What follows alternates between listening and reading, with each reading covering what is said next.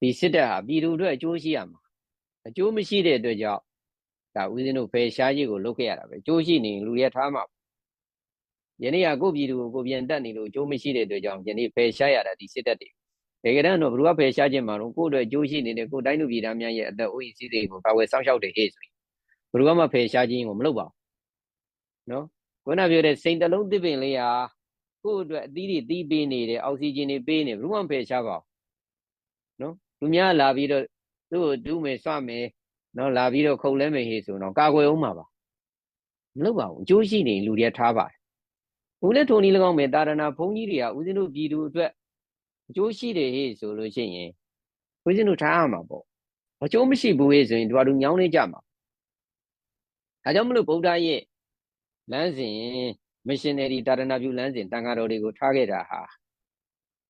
စရတဘိက္ခုရဲ့စာရိကံဓမ္မံဒေဒေထမုဇနဟိတာယဘူဇနဒုက္ခယလောကနုကမ္မယဆိုတဲ့ဒီချက်ဟာအရေးကြီးဆုံးချက်ပါတန်ဃာမှန်ရင်ဖြစ်မနေလို့ရမှာပါစရတဘိက္ခုရဲ့စာရိကံဓမ္မံဒေဒေထနော်ဆိုတော့ကျောင်းကြီးမှာထိုင်မနေနဲ့ကုတ်မနေနဲ့ဂူအောင်းမနေနဲ့နော်ခကြီးတွေထွက်ခကြီးတွေသွားပြီးတော့အဲ့ဒီလူတွေရဲ့တယောက်ချင်းစီနှစ်ယောက်ချင်းစီသုံးယောက်ချင်းစီတိုင်းမှာအာရမတွေခြုံငိမ့်ပြီးတော့ဓမ္မမီးရှူးတွေလင်းအောင်လို့အမှန်တရားတွေထွန်းကားအောင်လို့နှလုံးသားဟာဓမ္မအမှန်တရားကိုချစ်မြတ်နိုးအောင်ဓမ္မအမှန်တရားကိုအသက်ထက်တန်ဖိုးထားအောင်လို့ဓမ္မထွန်းကားအောင်လို့ဒီတရားတွေဟောလို့ပြောတာဒါကြောင့်မလို့ယဟန်ကျင့်ဝင်ရမကောင်းမြတ်တာကောင်းရညွန့်လေးအသေးဟောကျူနာဘူးထက်မှန်နှစ်ထပ်တင်ရမြတ်တာလည်းပြုယဟန်မှု6ခုလုံးတည်ကြဆိုတာမကောင်းတာတားမြင်ရမယ်ဆရာတော်ဟာသူကိုယ်တိုင်ကမကောင်းတာတွေကိုချစ်နေလို့မရဘူးစွန့်အောင်ဆရာနာရှင်နဲ့ပေါင်းနေတယ်ဟေ့ဆိုတာဒါမကောင်းတာပဲစွန့်အောင်မကောင်းခြင်းပဲဗုဒ္ဓအတ္တဝနာသဘာလနံလို့ပြောထားတာအခုတွားပေါင်းနေဟေ့ဆိုတဲ့ကွာကိုကလူလောကကြီးအတွက်အကျိုးရှိတာမဟုတ်တော့ဘူးအကျိုးမဲ့ရဖြစ်ဘုဇနာဟိတာယမဖြစ်တော့တိုင်းသူပြည်သားများရဲ့အတအိုးရင်စည်းစိမ်ကိုကာဝယ်စောင့်ရှောက်ခြင်းမလုပ်ဘဲနဲ့တက်ဖြတ်နေမှန်းသိတဲ့လူမိုက်လူယုတ်တွေနဲ့တွားပေါင်းတာကအစိတ်ပင်ရေလောင်းတာပဲများများတတ်နိုင်အောင်တွားမြောက်တာပဲဒါကြောင့်မလို့တီတကူဟာလူယုတ်မှာစစ်စစ်ဖြစ်တယ်ကိုပြည်သူတွေကိုရဟန်းတွေကိုတတ်နေတဲ့ဘာနာရှင်ကိုတရားပညာနဲ့ပြည့်စုံတော့မင်းကောင်းမင်းမြတ်လို့မြောက်ပေးတဲ့အတွက်ကြောင့်စိတ်ပင်ရေလောင်းဖြစ်တဲ့အတွက်ကြောင့်တီတကူဟာတကယ်အင်မတန်ယုတ်မာတဲ့ပုဂ္ဂိုလ်ပဲဒါကြောင့်မလို့ဒီပုဂ္ဂိုလ်တွေဟာခုနပြောခဲ့တဲ့ဖယ်ရှားမယ်ထဲတွေပါတယ်နော်ဒီတာရဏဝိနဲ့ဘလို့မှမထိုက်တန်တဲ့ပုဂ္ဂိုလ်တွေဒါကြောင့်ပြောချင်တာအရကဗုဒ္ဓထားခဲ့တာဘုဇနဟိတာယဖြစ်ရအာနာရှင်နဲ့တွားပေါင်းနေတဲ့ဟေ့ဆိုတဲ့ကွာဒါဦးဇင်းတို့နိုင်ငံသူနိုင်ငံသားတွေရဲ့ဟိတာယအကျိုးမဖြစ်တော့အကျိုးမဲ့ရေးဖြစ်သွားဒီလို့မလုပ်အောင်အကျိုးရှိရေးလုပ်ရမယ်လို့ပြောတာအကျိုးရှိရေးဒီအာနာရှင်အောက်မှာဦးဇင်းတို့ပြည်သူကဘယ်တော့မှအကျိုးမရှိဘူးအာနာရှင်တစုပဲအကျိုးရှိတယ်ဒါကြောင့်မလို့အာနာရှင်တွေဟာထားစရာမရှိအောင်မီလီယံနာတထေးတွေဘီလီယံနာတထေးတွေဖြစ်ကုန်ဦးဇင်းတို့ပြည်သူကြတော့ဒီကြောက်တံပရများနော်တိုင်းပြည်ခံစားရမယ်တရားဇာတာဘာမှခံစားခွင့်မရှိဘူးအဲ့ဒါဟိတာယဟာသူတို့ကဂုံတွေးဆုပ်သွားတာအဲ့တော့ဒီပြည်သူတွေရဲ့ဟိတာယကိုဒီဘုန်းကြီးတွေစူးစမ်းကြရမှာဒါကငါနဲ့မဆိုင်ဆိုပြီးနေနေတာအဲ့ဒါတကယ်တမ်းကျတော့အောက်တန်းကြတာစင်ကြီးတွေပေးပြီးတော့လွှဲထွက်ကြတာဗုဒ္ဓရဲ့အလိုဟာဟိတာယဖြစ်ကိုဖြစ်အောင်အကျိုးရှိရမယ်ဒါဗုဒ္ဓထားခဲ့တာညင်းနေအဲ့ဒီဘုန်းကြီးကလူလေကြတာပြည်သူကလည်းဒါကိုသိရမယ်ဝီနီးလိုဟိုလိုကဒါဟန်ဆောင်တာဟိတာယမဖြစ်မနေလုပ်ကိုလုပ်ရမှာဘုဇနဒုက္ခယဆိုတာယနေ့ဦးဇင်းတို့နိုင်ငံသူနိုင်ငံသားတွေရဲ့ချမ်းသာရေးပေါ့အကျိုးရှိရေးပေါ့ဒါတွေလုပ်ရမှာယနေ့ရေးဆိုရင်တိုင်းပြည်လုံးကစိတ်တွေလည်းဆင်းရဲနေကြတာပဲလေပစ္စည်းတွေရောဆင်းရဲနေတာအကုန်လုံးဆင်းရဲနေတာပဲဆရာနာရှင်အောက်မှာဘယ်သူမှပျော်လို့တော့ဘူးမှမပျော်ဘူးအကုန်လုံးစိတ်တွေဆင်းရဲနေကြတာအဲ့ဒါကြီးဆင်းရဲနေမြန်သိလျက်နဲ့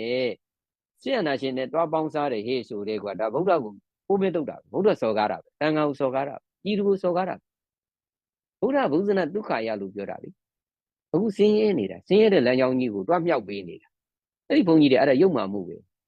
ဒါကြောင့်မလို့အဲ့ဒါဟာတာရဏပြုလန်းစဉ်မဟုတ်ဘူးတဏိကွယ်မယ်ဟေ့ဆိုတာအဲ့ဒါလူတွေရဲ့စန့်ကျင်ဘက်တွေလုံနေတဲ့အတွက်ကြောင့်ကွယ်မှာဘုဇန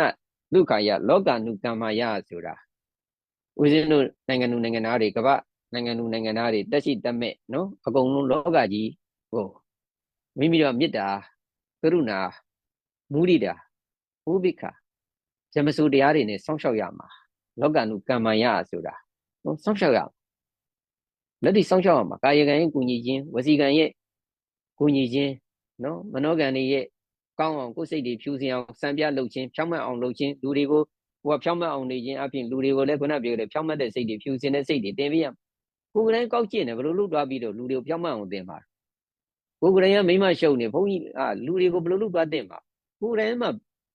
မညီမညီတဲ့ကိစ္စဘယ်လိုလုပ်သွားတင်ပါဒါကြောင့်မလို့ပြောချင်တာအရာကဗုဒ္ဓထားတဲ့ဒီချက်တွေဟာမဖြစ်မနေလုပ်ကိုလုပ်ရမှာဖြစ်ပါတယ်ဒါဟာဗုဒ္ဓထားခဲ့တဲ့သာသနာပြုလက်စဉ်တွေဖြစ်တယ်ဒါအင်မတန်မှလည်းပဲဦးဇင်းတို့အရေးကြီးပါတယ်တကယ်တော့ဦးဇင်းတို့ကစစ်တပ်ကစစ်တပ်အလုပ်ကိုလုပ်ရမှာပါတကယ်စစ်တပ်ရဲ့အလုပ်ကတိုင်းသူပြည်သားများရဲ့အသက်အိုးအိမ်စီးစိမ်ကိုကာကွယ်စောင့်ရှောက်ခြင်းအလုပ်ဟာစစ်တပ်အလုပ်ပါတိုင်းသူပြည်သားများရဲ့အသက်အိုးအိမ်စီးစိမ်ကိုတပ်ဖြတ်လို့မရပါဘူးဒီတိုင်းပြည်ရဲ့ချုပ်ချာအာဏာဟေ့ဆိုတာပြည်သူပိုင်တာပါစစ်တပ်ပိုင်တာမဟုတ်ပါစစ်တပ်ကိုပြည်သူကိုကာကွယ်စောင့်ရှောက်ပေးဖို့ဖွဲ့စည်းထားခြင်းဖြစ်ပါတယ်စစ်တပ်ဟာပြည်သူရဲ့အစီအကံပဲဖြစ်ရပါမယ်ဘုရားအောင်ဆန်းလည်းအမြဲတမ်းပြောခဲ့တာပါနော်စစ်တပ်ကိုခုတုံးလုပ်ပြီးတော့နိုင်ငံရေးလုပ်လို့မရပါဘူးအာဏာယူလို့မရပါဘူးဘုရားအောင်ဆန်းကိုယ်တိုင်ပြောခဲ့ပါတယ်ဒီနေ့ပြည်သူကမကြိုက်ဘူးဟေ့ဆိုရင်မကြိုက်တာနဲ့ချက်ချင်းဆင်းရမယ်လို့သူကိုယ်တိုင်နဲ့ဆင်းမှာပဲလို့လုပ်ခဲ့တာပါဘုရားကိုယ်တိုင်နိုင်ငံရေးလုပ်တဲ့အခါမှာစစ်တပ်ကာကွယ်ဦးစီးချုပ်ကြီးနဲ့လုပ်တာမဟုတ်ပါဘူးစစ်တပ်ကနေပြီးတော့နှုတ်ထွက်ပြီးတော့ရဲရဲရင်ရင်ပြည်သူအတွင်ပြောင်းပြီးတော့လုပ်တာပါဒါကိုတိတိကြီးနဲ့ယနေ့ခွန်းပြောခဲ့တဲ့ကောင်တွေကကလင်ကကြီးကြပြီးတော့စစ်တပ်ကိုခုတုံးလို့ကပိုက်ဆောင်လုပ်ပြီးတော့လုပ်နေကြခြင်းဖြစ်ပါတယ်ဒါကြောင့်မလို့ပြောချင်တာအရာကဒီတိုင်းပြည်ဟာနော်ပြည်သူပိုင်တဲ့ဥစ္စာပါပြည်သူကမူပိုင်ရှင်ဖြစ်ပါတယ်တကယ်အာဏာရှင်တွေဟာပြည်သူပိုင်တဲ့အာဏာကိုစစ်တပ်ကိုကပိုက်ဆောင်လုပ်ပြီးတော့ဓမြတိုက်ခိုးယူထားခြင်းဖြစ်ပါတယ်ဒါကိုပထမဦးဆုံးအလုံးက clear message ရှင်းနေဖို့လိုပါတယ်ကိုပိုင်တဲ့ပစ္စည်းဟာဘယ်လိုယူသွားပြန်လဲပြီးတော့ယူပိုင်ခွင့်ရှိပါတယ်ယူရမှာဖြစ်ပါတယ်နော်ဒါကြောင့်မလို့ပြောချင်တာရပါလေဟေ့ဆိုတော့အလုံးယနေ့နော်လောကရဲ့ဥပဒေတွေကအစအကုန်လုံးမှာခုခံကာကွယ်ပိုင်ခွင့်ဆိုတာရှိပါတယ်ကိုယ်အိမ်နဲ့ကိုယ်ပိုင်တဲ့ထဲကိုလူကလာကျူးလွန်ပြီးကိုယ်လာတတ်ရင်လက်ဆင်းပေးရမှာမဟုတ်ပါဘူးခုခံကာကွယ်ပိုင်ခွင့်ရှိပါတယ်အဲ့ဒီလူကိုမိမိကခုခံကာကွယ်ခြင်းအဖြစ်သူ့ကိုကျူးလွန်မိလိုက်တယ်တတ်မိလိုက်တယ်ထောင်ချလို့မရပါဘူးသူကကိုယ့်ရဲ့နယ်နိမိတ်ထဲကိုကျူးလွန်လာပြီးကိုယ်လာတတ်လို့ဖြစ်ပါတယ်ဒါကိုယ်ပိုင်နဲ့ဖြစ်ပါတယ်ဒါကြောင့်မလို့ကိုကခုခံကာကွယ်ပိုင်ခွင့်အရာကိုကကိုယ်မှာခုနပြောတဲ့ပြုမှုမကျူးလွန်ပါဒါဟာဥပဒေတွေရဲ့လမ်းကြောင်းအရာအစခုခံကာကွယ်ပိုင်ခွင့်မှာကင်းလွတ်ခွင့်တွေရှိပါတယ်နော်ဒါကြောင့်မလို့ခုနပြောတဲ့တရားရုံးတွေကဒါတွေကိုစနစ်တကျစစ်ဆေးပြီးတော့ခုခံကာကွယ်တာလားရည်ရွယ်ချက်ရှိတတ်တာလားဆိုတာတွေကိုစနစ်တကျစစ်ဆေးကြရပါတယ်ဒါကြောင့်မလို့ပြောချင်တာရည်ရွယ်ချက်ရှိတတ်နေတာအပြစ်မရှိတဲ့ပြည်သူကိုတတ်နေတာစစ်တပ်ဖြစ်ပါတယ်ခုနပြောတဲ့ပါဏာတိပါဒတို့တကယ်ခုနပြောတဲ့ဘယ်ဟာကိုပဲကြည်ရုပ်မှမှုကကြည်ဘလို့ကကြည်ငါးပါးသီလကကြည်အကုန်လုံးကျူးလွန်နေတာစစ်တပ်ဖြစ်တယ်ခင်းစစ်စစ်ကျူးလွန်တာရဲဆက်ဆက်တတ်တာရန်ရှင်လူကျောင်းသားပြည်သူကစတတ်တာစစ်တပ်ပဲနော်အရိဏဒါနကိုကြည်ရင်လည်းပဲတိုင်းပြည်လုံးရဲ့တရားဇာတမှန်တွေများအကုန်လုံးခိုးတာပဲပြည်သူစီကလည်းခိုးတာပဲဟိုးအင်းရမြိုင်ငါးလောင်းမြိုင်လူတတ်မှုကဒါတန်းရှည်တို့ကိုယ်တိုင်ကဒါခုနပြောခဲ့တဲ့တက်ဖြက်ကတာပဲအဲ့ဒီအိမ်ကစိန်တရဘူယူတာပဲအကုန်လုံးနဲ့ထောက်ထားတွေနဲ့ရေးပြကြတာပဲနော်ပြောချင်တာကြီးပြည်သူစီကလည်းသူတို့ကခိုးယူကြတာပါနော်ခေဆက်ဆက်တက်တယ်ဖြတ်တယ်ခိုးယူတယ်လူယူတယ်နော်ပြောချင်တာကြီးဘယ်ဟာကောက်လေသူရမေရရအေးဆိုတဲ့မူရစေဝါတွေရောင်းဝယ်ဖောက်ကားတာလေဒီစစ်တပ်ကလုပ်တာပါပဲနော်အကုန်လုံးသူတို့လုပ်တာမရင်းကျင်တာလည်းပဲစစ်အာဏာရှင်ကခုနပြောခဲ့တဲ့ရှေ့မှာဦးဇင်းတို့ပြောခဲ့တယ်လို့ခုလုံးလုံးချင်လို့ဒါဘာသာရေးမိုင်းတိုက်ပြီးတော့အစ္စလမ်ကမရင်းကျင်တယ်လို့ပြောတာနော်တကယ်ကိုဒါကိုသူတေသနာပြုခဲ့တဲ့စာတမ်းပြုနေတဲ့ပညာရှင်တွေဦးဇင်းကျောင်းရောက်ပါတယ်ဦးဇင်းဖန်မှာနေတုန်းကစရင်ဇရာအထောက်ထားနဲ့ပါဦးဇင်းကိုအကုန်လုံးပြပါစစ်တပ်ကမရင်းကျင်းတဲ့မြန်မာနိုင်ငံသူသားနော်ဗုဒ္ဓဘာသာအမျိုးသမီးတွေကိုစစ်တပ်ကမရင်းကျင်းတဲ့ဥယျာဉ်နဲ့ဘဏ္ဍပြောခဲ့တဲ့အစ္စလမ်ကမရင်းကျင်းတဲ့ဥစ္စာစစ်တပ်ကမရင်းကျင်းတာဟာအစမတန်များပါတယ်ဒီတခြားသူတွေနာပြုထားတာပါနော်ဘုန်းကြီးတွေအဲ့ဒါကြတော့တူတူတလုံးမှမဟပါအစ္စလမ်ကမြန်မာမျိုးသမီးတယောက်ကိုစစ်တပ်ကခုနပြောခဲ့တဲ့ ဖျားကြီးဖောက်တဲ့အမှုပေါ်မှာဆိုးလို့လုပ်ပြီးဟေ့ဆိုရင်တော့ဘုန်းကြီးတွေအကုန်လုံးထွက်လာပြီးဗလီဖက်တာတွေဘာတွေရှောက်လုပ်တာတကယ်တော့မရင်းကျင့်တာကိုမုံလိုက်ကြီးဟေ့ဆိုရင်အချိန်ပေါင်းမြောင်များစွာအဖေရှိမရှောင်အကိုရှိမရှောင်မရင်းကျင့်ခဲ့တာစစ်တပ်ကကောင်တွေလုပ်တာဘုန်းကြီးတွေအဲ့ဒါကြတော့ဘာလို့မပြောကြဒါတကယ်သူတည်တနာပြုထားတဲ့စာတန်းတွေကအစဦးဇင်းတို့ဖတ်ရတာဦးဇင်းတို့စီမှာအကုန်လုံးထောက်ထားတွေရှိဒါတွေကိုစနစ်တကျသူတည်တနာပြုထားတဲ့စစ်တပ်ကမရင်းကျင့်မှုတွေရဲ့ဥစ္စာတွေကိုအကုန်လုံးစာတန်းတွေရှိပါတယ်ပြောချင်တာဘုန်းကြီးတွေကစိုက်ဝါးတွေကိုကြော်ကြဖို့လိုပါတယ်အခုကကြတော့ခုနပြောနေငါဘွဲရရင်ပြီးရောငါအပူဇော်ခံရရင်ပြီးရောဆိုတဲ့ထဲထဲမှာတာယာနေကြလို့ဦးဇင်းတို့လူမျိုးဟာစစ်တပ်ရဲ့ခေတ်ဆက်ဆက်ကလိန်ကြခြင်းကိုခံနေကြရတာအခုဦးဇင်းတို့ကသိသိကျင်တာပါနော်ဒါကြောင့်မလို့ဒါတွေဟာအင်မတန်မှအရေးကြီးပါတယ်နော်ခုနပြောခဲ့တဲ့တကယ်ကျူးလွန်နေတာဟာစစ်တပ်ဖြစ်ပါတယ်စစ်တပ်ကဘုံရန်သူဖြစ်ပါတယ်ဒါကြောင့်မလို့ဦးဇင်းတို့ကယနေ့ပြည်သူဒီခုနပြောခဲ့တဲ့ PDF တွေဟာကိုပြည်သူလူထုရဲ့အသက်အိုးအိမ်စီးစိမ်ကိုကာဝယ်စောင့်ရှောက်နေကြတာနော်တကယ်တမ်းမူရင်းရကစစ်တပ်ကကာဝယ်စောင့်ရှောက်ခြင်းကိုလုပ်ရမလုပ်ဘဲနဲ့ကိုပြည်သူကိုပြန်သက်လာလို့ယနေ့ PDF တွေကအသက်ဆွနေကြတာဒါပါလေဟေ့ဆိုရင်စွန်ရင်းထဲမှာဟေ့ဆိုရင်အမြင့်မြတ်ဆုံးဖြစ်တဲ့ဇီဝိတပရိစ္ဆာကပဲ